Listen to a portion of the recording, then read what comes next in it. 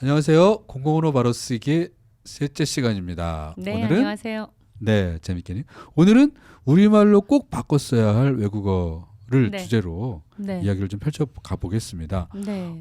먼저 서울 시내에서는 좀 보기 어려운 그 바닥 표시지만 정말 그 경기도 인근에 그 주변에 보면 가끔씩 나타나는 그리고 네. 전국적으로 이런 표지판들이 좀 있어요. 키스 앤 라이드. 아, 지금 무슨 말씀하시는 거죠?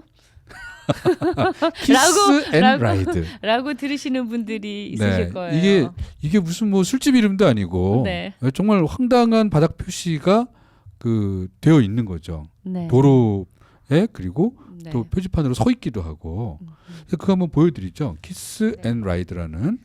요게 이제 저희가 찾아보니까 잘 보이실지. 네, 그 화면 보이시면 될 텐데 이게 국토교통부의 무슨 이제 규칙에 들어 있는 것 같아요. 그래서 네. 실제 뜻은 뭘까요? 이게 키스 앤 라이드. 키스하고 태우세요? 도로 바닥에 적혀 있는 표시입니다. 도로 바닥에 네. 사람이 다니는 인도는 아니고 음. 차가 다니는 도로인데 인도와 면에 있어요. 음. 그리고 라이드가 있으니까 뭔가 타는 거겠죠? 라이드는 요즘 자전거나 네. 오토바이 아니에요? 그런데 그렇게 하기에는 공간이 굉장히 넓습니다. 넓어요. 네. 키스만 하기에는 너무 넓어요, 저희가. 그죠? 네.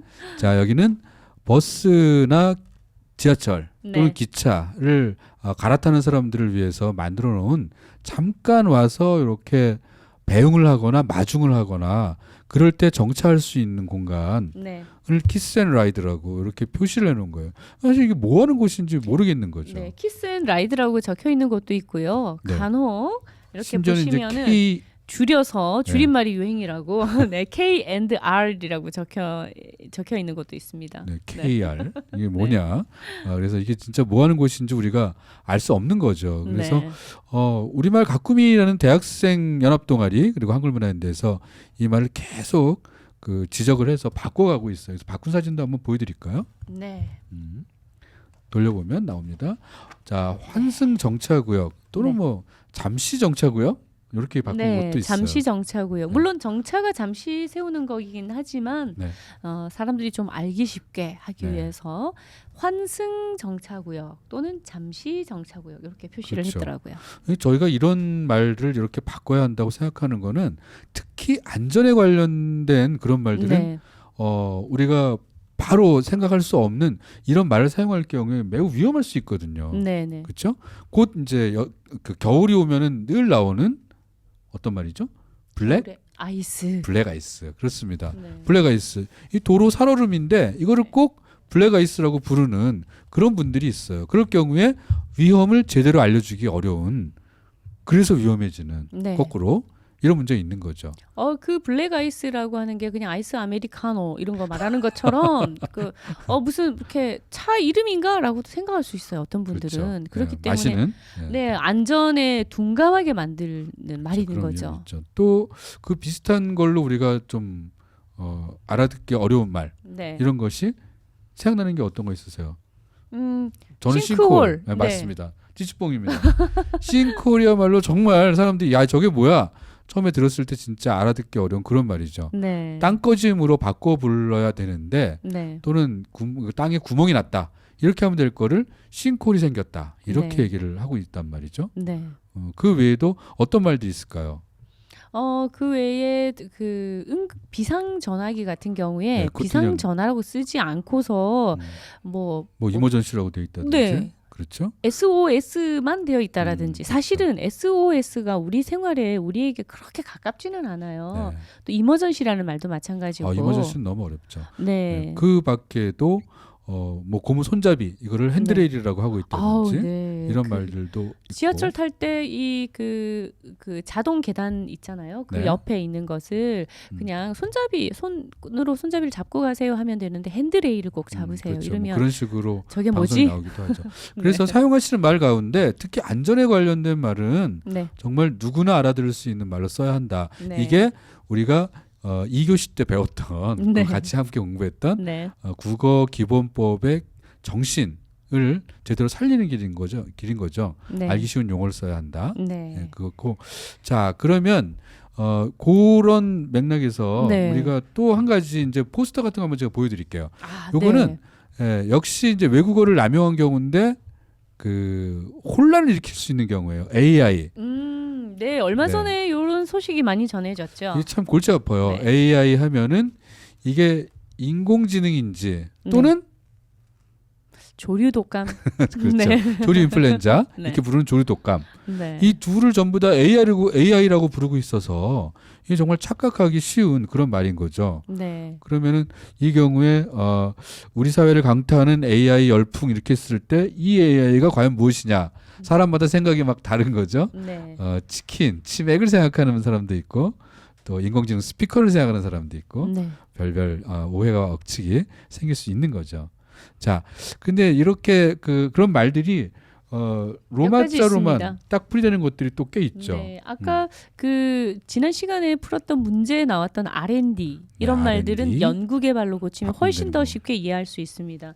그리고 TF 많이 쓰죠. 공무원들도 많이 씁니다. 네. 전담반 그 전담 일을 조직. 전담으로 맡는 사람들의 그 모임들을 일컫는 말로요. 전담반, 전담 조직이라고 네. 하면 되고요. 네. 그다음에 ICT라는 말도 그 많이 쓰는데요. 네. 정보통신기술. 그렇죠. 네, 정보통신기술이라고 하면 네, 되죠. 요즘 그 코로나 이 음. 상황에 음. 그 세계보건기구가 많이 이야기되고 있는데 이것도 HO라고 할게 아니라 WHO라고만 해서 저게 뭔지 음. 모르는. 그런 경우들이 많죠. 네. 세계보건기구로 하면 될 텐데. 네. 그리고 네. 국제통화기금 이것도 예전에 IMF에서 그냥 우리는 그저 IMF가 IMF가 외환위기라고 왔다. 알고 있어요. 외환위기.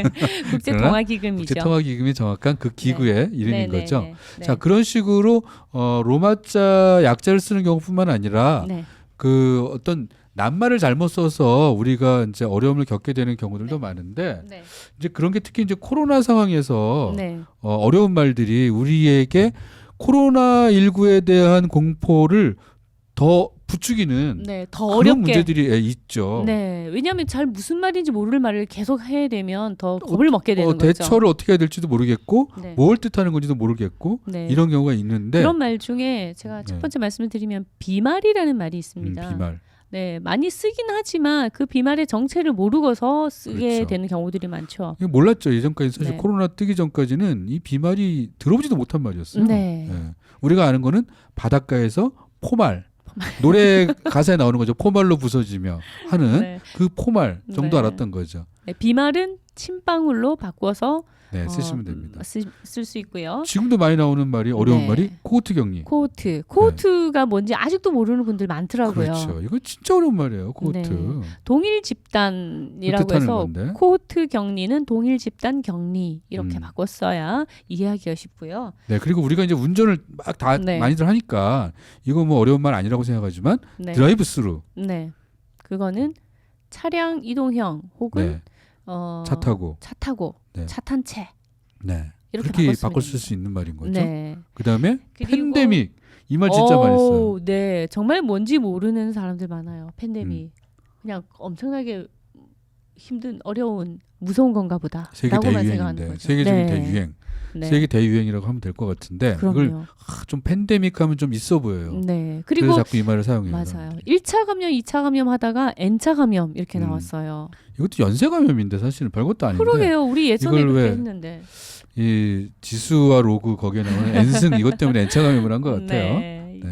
연쇄 감염 혹은 줄 감염. 줄감염 네, 이렇게 바꿔주면 되는 거겠죠. 네. 훨씬 쉬운 말로 말할 수 있습니다. 그거 말고도 또 뭐 몇 가지 네. 더 생각할 수도 있죠. 뭐 네. 아까 나왔던 드라이브스루와 또 다르게 어. 이런 말이 하나 들어오니까 네. 자꾸 어떤 남매들이 생겨나요. 뭐 워크스루 이런 말도 생겨나는 네. 거잖아요. 그냥 걸어가서 검사 받는 거다. 네, 이 걸어서 말을 네. 도보 이동 네, 도보 이동형 혹은 걸어서 그렇게 하면 될 이야기- 말인데 네. 이거를 뭐 그냥 워크스루 이런 식으로 좀 대단한 말인 것처럼 네, 네. 포장을 하는 거죠. 좀 네. 위험합니다. 네, 네. 네.